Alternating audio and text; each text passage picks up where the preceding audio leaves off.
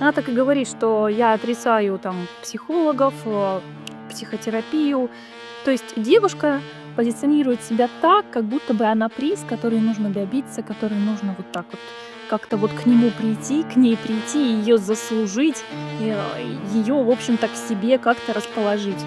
Вот смотрите, я смог, я альфа-самец, я еще тот мужик, я еще тот самец. Но по факту никакого там 256-го левела нет, потому что где там этот диалог? Диалог не строят, диалог строят взрослые люди, а дети нет.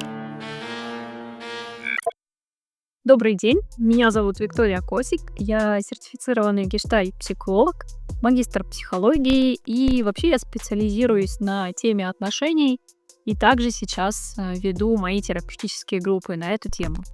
Вот, сегодняшнюю тему я хотела бы посвятить разбору отношений Седоковой и Яниса Тима. Сегодня такой мой разбор будет, где я собрала некоторые факты о этих двух людях и хотела бы с точки зрения психологии немного проанализировать, что же могло происходить в паре. И в начале этого видео хотела бы попросить вас подписаться на мой канал, поставить колокольчик и следите за моим, в общем-то, телеграм-каналом. Там я пишу каждый день, стараюсь каждый день писать новые посты на тему отношений, и присоединяйтесь в мою терапевтическую группу про отношения. И давайте уже начнем это видео.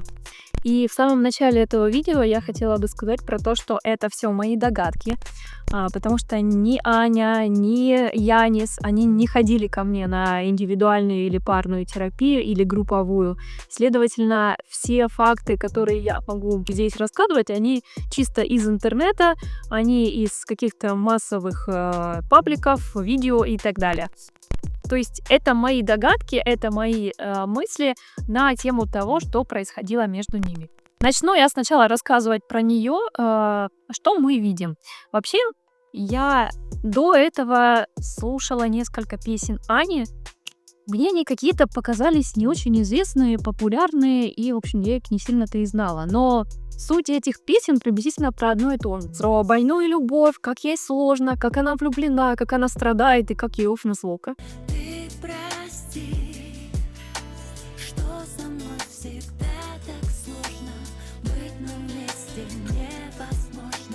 Другой момент, когда я слушала ее видео, я замечала, как она говорит.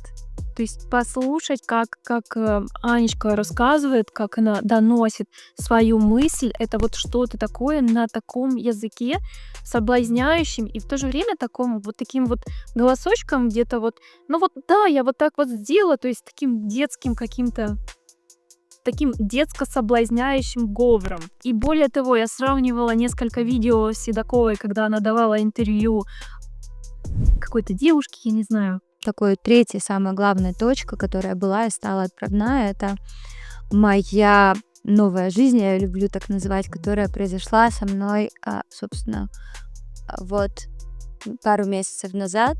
И когда она сидит в студии с Янисом и общается с Янисом, то есть как меняется ее голос, когда она находится с мужчиной и с девушкой. Так, у меня в детстве было домашнее животное. Нет, тебе не разрешали. Да. Когда она находится с мужчиной, ее голос сразу такой, вот я вот такая сижу здесь, то есть голос такой где-то бедного ребенка, который жалуется, который рассказывает, как ей тяжело живется, как ей сложно. А вместе с этим, когда она пришла на интервью к... Я не знаю, как эту девушку зовут, интервьюершу. Вот, когда она к ней пришла, у нее голос был с меньшим каким-то, знаете, таким детским ребячеством, что ли. То есть она четко понимает, под какую публику какой голос ей нужен. То есть девушка, которая умеет в этом месте преподносить себя так, чтобы это было... чтобы люди включались, а именно включались мужчины, как я понимаю. То есть, как я уже сказала, образ такой сексуальной соблазнительности, загадочный. Вот. Плюс, что еще я о Ане узнала, что у нее была привычка алкоупотребления, то есть мы сразу так можем заметить, что у человека есть склонность к зависимостям, плюс расстройство пищевого поведения. И в интервью она прям так рассказывала про свой путь героя. Вот, я взяла аскезу, я теперь все, я решила, что больше я не буду, я смогла. Но это же вот 90% все решают свои проблемы через алкоголь. Я сумела остановиться до того момента, пока было поздно, знаешь. То есть пока это не превратилось в зависимость. Идешь на курорты, там Или на мероприятие. на любые мероприятия. То есть, в принципе, жизнь без алкоголя у 99%, ну даже 90% людей, люди не знают, как без него жить. Поэтому я приняла решение, что я так не буду. И я прям после этого похудела и перестала пить. То есть она позиционирует себя так, как будто бы вот она смогла. Хотя первоначально вот любопытство у меня возникает, а что там такое вообще произошло, из-за чего ей нужна была эта привычка употреблять, заедать, что там за этим стоит. Вообще, когда мы говорим про то, что человек пытается отказаться от употребления, если у нее есть эта привычка, и от заедания через запрет, это, по сути, это какая-то временная история. Если вы не работаете с первопричиной и не понимаете, что за этим стоит, какие именно предпосылки были, с чего это все началось, какое эмоциональное состояние было, какая потребность за этим стояла, то такие запреты и аскезы — это все временная история. Через какое-то время человек снова откатывается на прежнее состояние и, в общем-то, набирает еще, допустим, еще больше вес, либо начинает употреблять более усиленно. То есть это все, вот этот путь героя, это делите все на 210. Посмотрела на себя в зеркало и поняла, что пора что-то делать. Пора, то есть, Аня, это не ты, это какая-то другой человек, знаешь, это человек. И как я уже так немножко говорила ранее, такая жалуется на свою жизнь. Вот у меня прям все так сложно, аллергическая реакция, и там одна ампула стоит 40 тысяч, как все сложно. Вот, то есть через такую драма Queen, через жалобы, через то, как ей тяжело, как она преодолевает, какая у нее сложная судьба. Через такую вот некоторую жалость, ребяческую, такую детскую позицию, она включает в себя мужскую публику. То есть, что мы видим еще? Это 3 неудавшихся брака, то есть невозможность быть в длительных, стабильных отношениях. Я не знаю, что там за отношения были до, на каких условиях и чем они закончились, но это признак того, что есть некоторая неустойчивость, нестабильность, где человек не способен находиться в длительности, в длительном контакте. Оказывается, Янис до того, как познакомился с Аней, у него был брак, появился ребенок. Ребенок был маленький, и выходит так, что на момент некоторого кризиса в семье, где пара преодолевает некоторый кризис, когда появляется ребенок, и нужно пересмотреть некоторые роли, кто за что отвечает, как меняется вообще семейная система.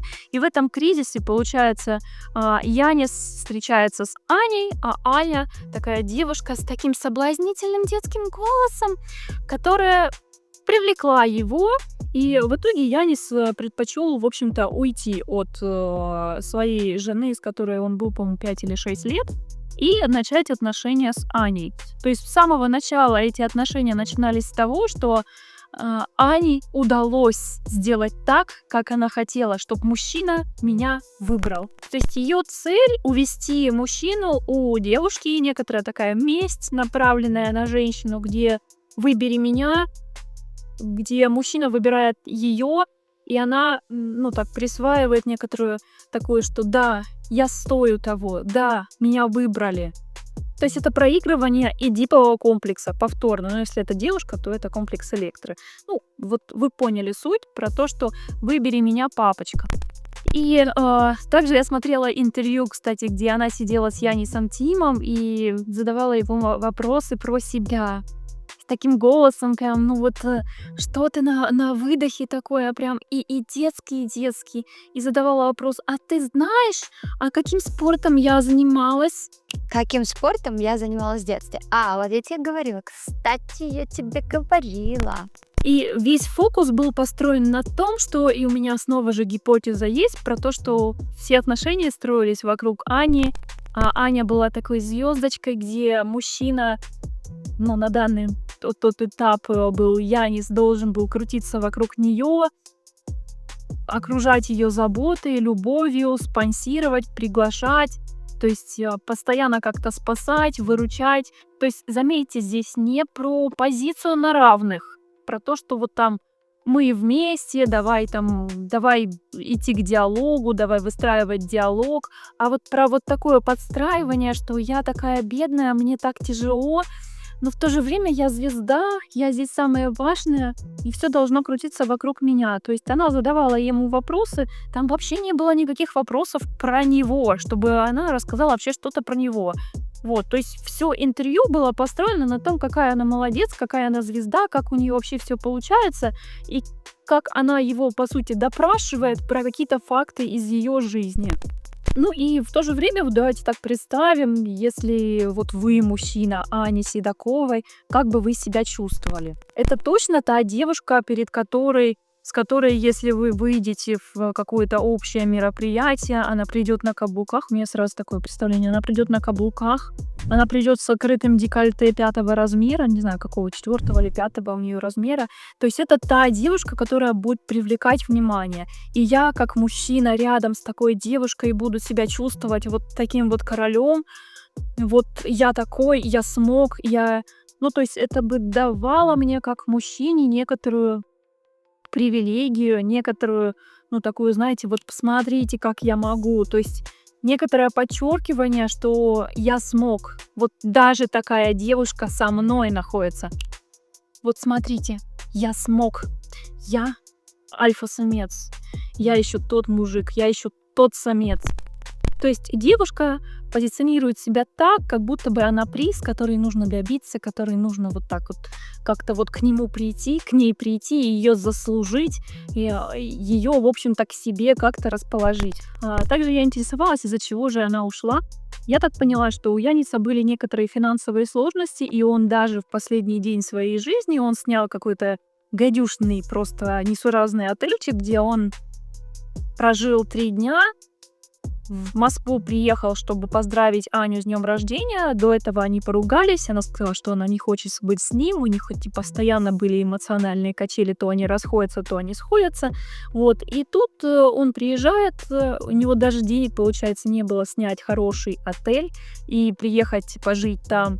И выходит так, что у парня были финансовые проблемы, но Аня в этом месте именно по финансовым таким моментам начинает от него отдаляться. И когда они раньше ссорились, основная причина их скандалов была, что Аня выбирала богатеньких мужчин и общалась с кем-то, что вызывало у Яниса очень много ревности, переживаний. То есть девушка позиционирует себя так, как будто бы она приз, который нужно добиться, который нужно вот так вот как-то вот к ней прийти, ее заслужить, ее, в общем-то, к себе как-то расположить. Что он начинал думать, что вот она, наверное, от меня уйдет. То есть финансово он себя чувствовал снова же, что он недостаточно за ней ухаживает, что он недостаточно вкладывается, что он какой-то То есть она создавала такое ощущение, что вот-вот я сейчас убегу. Когда первоначально отношения строятся на выгоде, и если человек не имеет опыта выстраивать отношения в других плоскостях, где один человек и другой человек как субъект, как 2 равных человека, которые имеют свое мнение, которые могут иметь мнение в отношениях и говорить о них, то часто такие люди и строят отношения только на финансовой какой-то выгодной основе, социальные, допустим, там какие-то влиятельные друзья, но вступать в длительные какие-то отношения и опираться на какие-то человеческие качества, на длительность контакта, на выдерживание конфликтов, на диалоги, они не могут. И это совершенно 2 разных таких полюса. И даже можно так, знаете, поделить психику некоторых людей. И это нормально вообще начинать в самом начале отношений, именно, знаете, так начинать отношения с этого. Но если это продолжается длительный период, часто это говорит о том, что человек вообще не способен выстраивать отношения, где я человек и ты человек, и мы два разных субъекта способны договариваться, конфликтовать и вместе с этим оставаться с друг другом. Это совершенно разный уровень организации личности и способности быть в близости. Я полагаю все-таки, что сама Аня, она не способна быть в равных отношениях. Первоначально она идет с такой подстройкой в детскую такую позицию, где мужчина должен быть папой. Вот. И по сути она из этой позиции дальше так начинает этой позиции первоначально включать. И после этого начинает выстраивать отношения через такую пользу, выгоду. Если ты мне это дашь, тогда я с тобой буду. Если сумки не будет, или там, я не знаю, содержать меня не будешь, любить там меня не будешь достаточно хорошо, как я хочу, то и отношения закончатся. То есть нет ничего связывающего, кроме какой-то выгоды. И я бы здесь сказала про то, что какой здесь уровень организации личности. Посмотрите, как она сидит там на интервью, как она себя преподносит. Этот каблучок, это декольте. То есть это явно человек, который, ну, прям очень хочет привлечь внимание. Ну, прям вот я звезда здесь такая. И я бы здесь назвала так, что я больше склоняюсь к тому, что она такая истеричная по организации личности своей. Но в то же время, как вы знаете, ну, я не знаю, в общем, кто-то знает, кто-то не знает, есть несколько уровней организации личности. Это невротическая, пограничная и психотическая. И я бы все-таки ее отнесла к пограничной уровню организации. И я здесь основываюсь на том, что есть в истории в анамнезе алкоупотребление, расстройство пищевого поведения, плюс неспособность выстраивать длительные отношения, то есть проживать разные эмоциональные сложности в отношениях.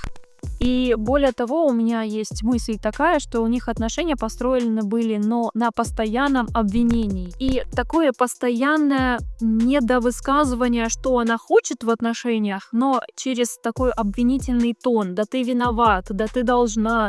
То есть сложности в коммуникации, в проговоренности, а что вообще у нас за отношения, кто что должен. Ну, первоначально же заход был через детскую позицию, а ребенок там диалог вообще строить не умеет. Как это так? Ребенок хочет просто все брать, чтобы папа любил безусловно, чтобы папа всегда был таким спонсором, донором, который божится, который постоянно выбирает. А какой там диалог? Где там этот диалог? Диалог не строят. Диалог строят взрослые люди, а дети не. По психотипу я бы сказала, что это истеричка на пограничном уровне личности, которая пытается казаться, что я уже вот такая вот левел 256, но по факту никакого там 256-го левела нет, потому что она так и говорит, что я отрицаю там психологов, психотерапию. Когда вы ходите к психологу, вы встречаетесь раз в неделю, вы начинаете замечать свое эмоциональное состояние, следовательно, начинаете замечать, какие эмоции вы хотите запить, какие эмоции вы не можете выдержать, а что за этой эмоцией стоит, а на какого человека, а что вы конкретно не можете сказать. То есть, если этого нет распаковки этой, через какое-то время это снова бомбанет, это снова, в общем, появится, поэтому вот это вот путь героя, это все Филькина грамота. Немножко скажу еще про Яниса. Что я узнала про Яниса, что он классный баскетболист, родился в Латвии, что до этого у него, как я уже сказала, был брак с девушкой, у которой у них появился ребенок Кристиан. Что я еще могу так сказать по внешности Яниса? Что мы видим? Что он такой достаточно такой парень, который красит почему-то в белый цвет свои волосы. У него 2 руки просто в татуировках, на груди татуировка. То есть такой парень тоже с намеком на некоторую пограничность, на какое-то увлечение к боли, к некоторому постоянному, кстати, изменению своей работы. Я посмотрела его список достижений, где он там как баскетболист играл там постоянно, то в одном месте, то в другом, то еще где-то. Переезды, родился в одном городе, потом переехал туда. То есть это постоянная некоторая такая нестабильность. Мы видим, получается, здесь некоторую предрасположенность снова к пограничной такой организации, где вот. И немножко еще здесь скажу про как вот из-за чего люди какая в этом есть причина. Первоначально, хотя нет, давайте вот так вот пойдем. Что было до? Обычно у человека есть депрессивное состояние, где есть апатия, где есть сложности с пищеварением, со сном, упадок сил, такое подавленное, сонливое состояние. То есть там разные есть депрессивные проявления, но я так и рассказала сейчас такой классический частый случай. Но чтобы он прям дошел, нужно человека оставлять в этом состоянии достаточно длительное время. Длительное время и давать какие-то, знаете, такие негативные вбросы. То есть какая-то провокационная ситуация или что-то должно происходить негативное, чтобы добавляло некоторый стресс. И вообще, на самом деле, простым сейчас языком скажу, что депрессия часто развивается тогда, когда у человека есть сложности со злостью. Сложности в чем они проявляются? Потому что депрессия — это когда человек злится на себя, что я какой-то не такой, что я недостаточно что-то сделал, что что-то со мной не то, что я это не смог, что я то не смог. Но до этого, как вот вообще это все началось, вот эта злость на себя, это была злость на кого-то. То есть первоначально, вообще с самого начала, если мы эту цепочку разберем, причины это депрессия.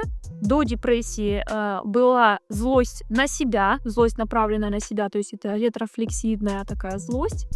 А так как у человека нет способности эту злость выражать, проживать, проговаривать, оставаться и что-то с ней делать, и не переводить ее в телесное реагирование, там, татуировки, причинение себе боли и так далее. До этого была злость, направленная на какого-то человека. И, скорее всего, эта злость была направлена на Аню.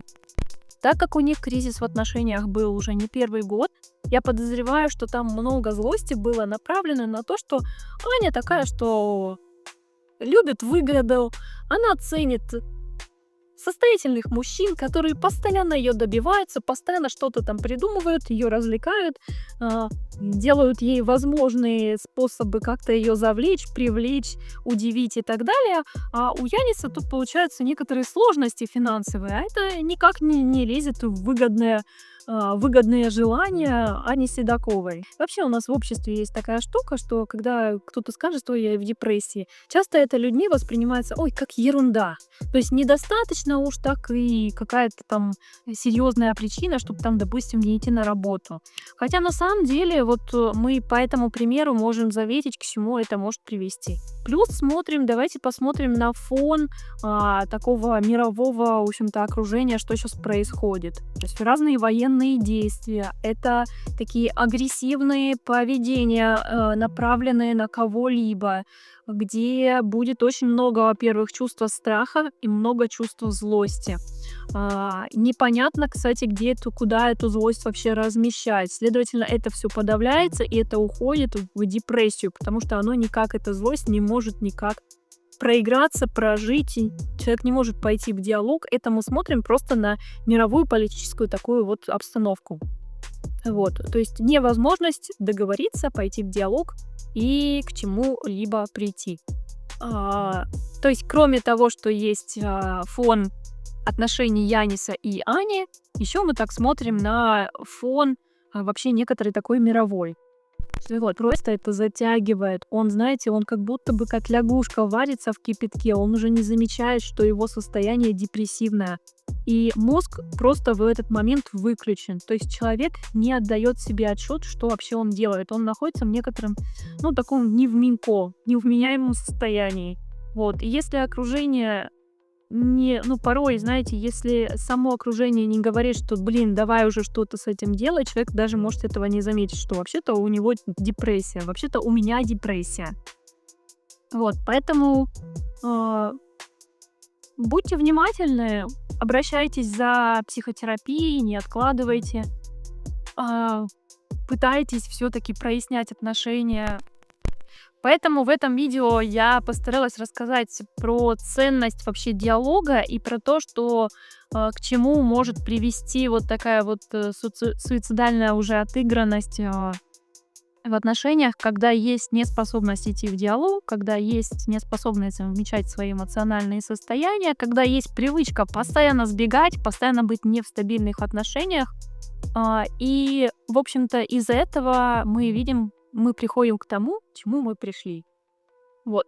На этом я хотела бы закончить это видео. Я не хочу, кстати, в этом видео говорить, что вот Аня плохая, вот Тим там плохой. У него была своя предпосылка, которую я рассказала. У нее была своя предпосылка, что он, что она не были способны идти в диалог. И мы видим уже просто итоги. Вот. Еще я хотела бы, кстати, в моем видео пригласить вас на мою терапевтическую группу. Мои терапевтические группы, они все про отношения, про диалог, про замечание своего тела, про способность говорить о своих потребностях. Поэтому приходите. У меня группа есть в Москве и группа у меня есть онлайн. Я буду вас рада видеть. И не забудьте подписаться на мой канал, поставить колокольчик, может быть, комментарий, может быть, с чем-то из моих гипотез и какого-то моего мнения вы не согласны. Мне будет интересно узнать ваше мнение. А с вами была Виктория Косик. Я гештальт-психолог, сертифицированный уже, магистр психологии. И до скорых встреч, надеюсь, и всем пока.